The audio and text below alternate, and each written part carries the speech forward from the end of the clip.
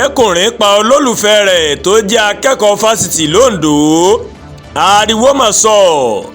Rògbòdìyàn ńlá ṣẹlẹ̀ nílùú Akungbaakoko ní ìpínlẹ̀ Ondo bí ẹgbẹ́ àwọn akẹ́kọ̀ọ́ fásitì Adékúnlé Ajásin tó wà ní Akungbaakoko ṣe yabo gbogbo òpópónà ìlú náà láti béèrè fún ìdájọ́ òdodo lórí ikú akẹ́kọ̀ọ́ fásitì tí olólùfẹ́ rẹ̀ gún pa o. Joy Adéyẹmí tó jẹ́ akẹ́kọ̀ọ́ ìpele àṣekágbá ní ẹ̀ka ìmọ̀ human kinetics ló mà di àwátì ní ọjọ́ ìṣẹ́gun Tuesday tó mọ̀ kọjá o kí wọ́n mà torí òkú rẹ̀ ní yàrá olólùfẹ́ rẹ̀ tó jẹ́ ọmọ bíbí ìlú Akungbaakoko. Olólùfẹ́ olóògbé náà tí kìí ṣe akẹ́kọ̀ọ́ fásitì náà ó mà ti na pápá bora o tí àwọn ẹ̀ṣọ́ aláàbò tí wọ́n sì ti ń wá báyìí.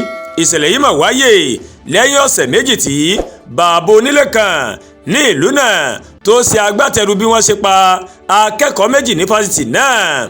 Èyí ló mọ̀ mọ́ kí àwọn akẹ́kọ̀ọ́ fásitì Adékúnlé Ajásin ní Akungbaakoko kí wọ́n má pè fún ìdájọ́ òdodo lórí ìṣẹ̀lẹ̀ náà. Ààrẹ ẹgbẹ́ àwọn akẹ́kọ̀ọ́ fásitì náà Salami Hakeemu ó mà ṣàlàyé pé ikú Joy Adéyẹmí ó mà jẹ́ ìyàlẹ́nu ńlá nítorí pé wọ́n mà sì ń wá ọ̀nà láti fi òpin sí ìṣẹ̀lẹ̀ ìṣekúpani látọwọ́ àwọn ọmọ onílùú lẹ́yìn ìṣẹ̀lẹ̀ tó mà wáyé níbi ọ̀sẹ̀ méjì sẹ́yìn. Òun wọ́n mà gbọ́ nípa ìṣẹ̀lẹ̀ yìí lásìkò tó ń ṣàlàyé bí ìṣẹ̀lẹ̀ náà bó ṣe wáyé o.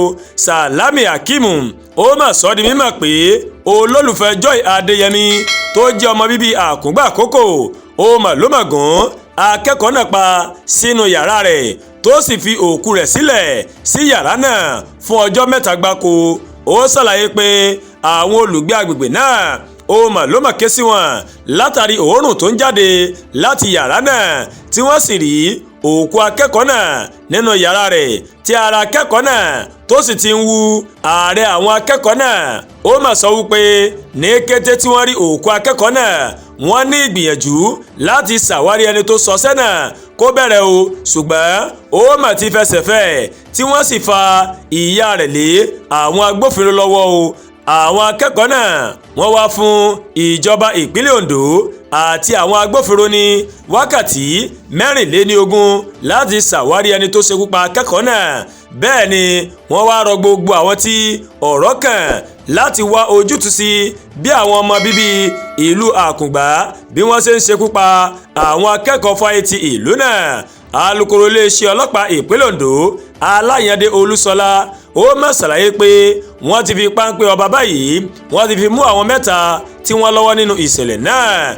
Aláyàndé Olúṣọlá ó sọ̀rọ̀ wípé àwọn 3 yìí wọ́n ṣèrànwọ́ fún afurasí náà láti ṣe iṣẹ́ ibi náà tí wọ́n ètò ràn lọ́wọ́ o láti na pápá bora. Alukoro náà wá sọ wípé ìwádìí ti ń lọ lọ́wọ́ báyìí lórí ìṣẹ̀lẹ̀ náà pẹ̀lú ìlérí pé ọwọ́ àwọn ikọ̀ àjọ náà yóò máa tẹ afurasí náà láìpẹ́.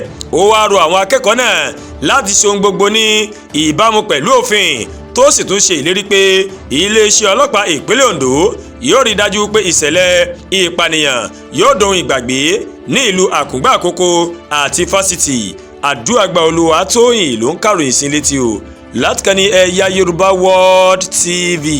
Bẹ́ẹ̀ ṣe ń wò wá ẹ máa bá wa like ẹ máa share ẹ máa comment ẹ má tún gbàgbé láti bá wa subscribe sórí YouTube channel wa kẹ́ wá bá a tẹ notification bell láti lè máa wo ètò wa lọ́kọ̀ọ́jọ̀kan tó bá ti gorí ìkànnì yìí. Ẹ ṣé pọ̀ tẹ́ wò wá o a kù sí mi òní ọ̀pọ̀ ẹ̀ báyìí ńlá ṣe lókè ìpẹ́ o.